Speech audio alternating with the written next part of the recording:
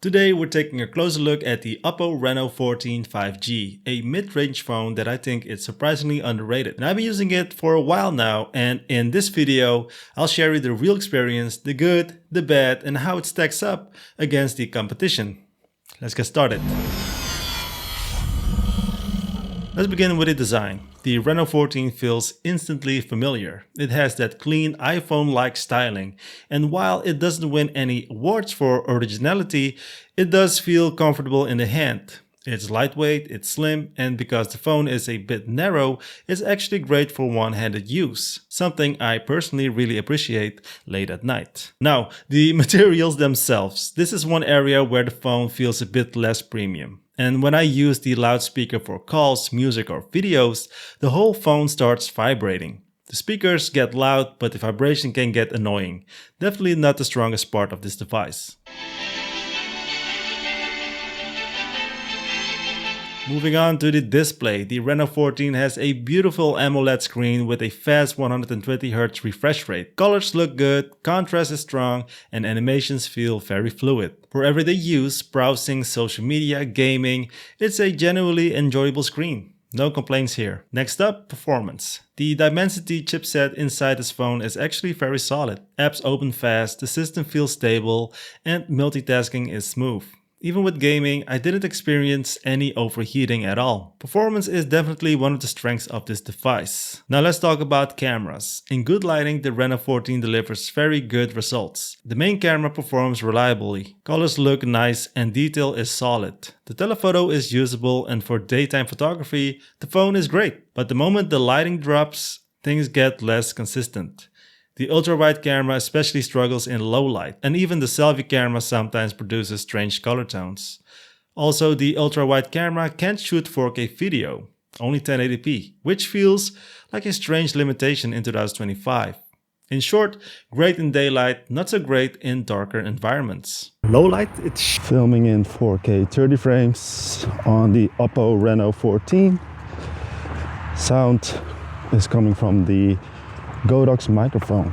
Dual video is also an option, which is pretty nice. And the funny thing about recording with the selfie camera is that you can shoot in 0.8x, 1x, and also in 2x.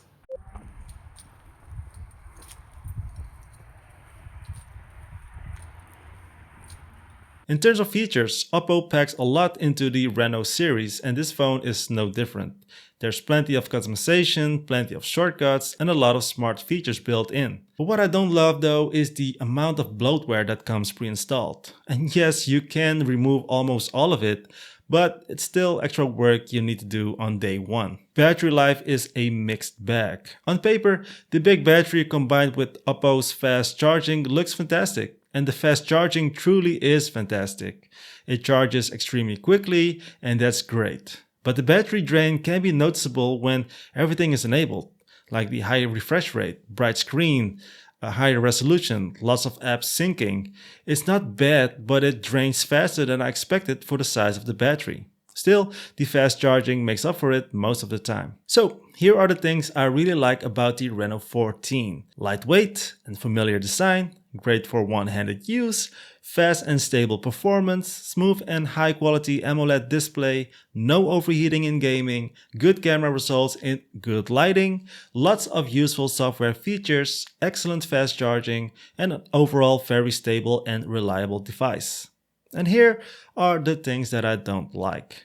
Build materials feel a bit cheap, loudspeakers vibrate the whole phone, speaker quality is just okay, too much bloatware out of the box, ultra-wide camera is limited to 1080p video, cameras drop in quality in low light, selfie camera sometimes has strange colors, battery drains faster than expected under heavy use, design is good but not original, and I'm not quite sure what about like the software updates. And even though none of these are deal breakers, but they do matter in the mid-range segment where competition is intense.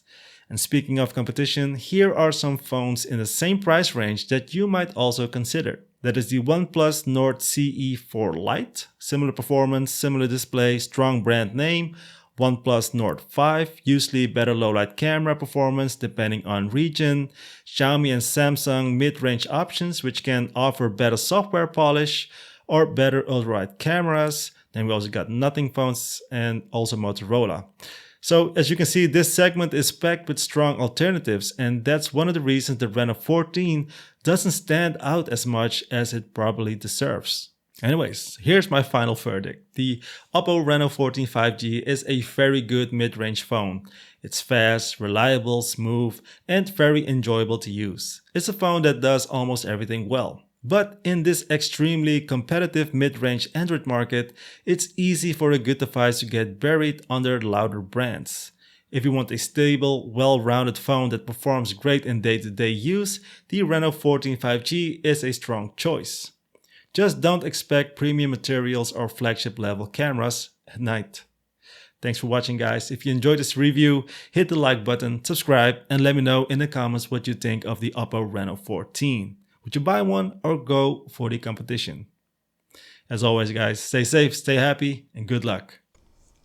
OPPO Reno 14 Pro. Looks pretty nice. From far, it looks kind of like a green iPhone, don't you think? Looks like an iPhone. But it's nice. Yes.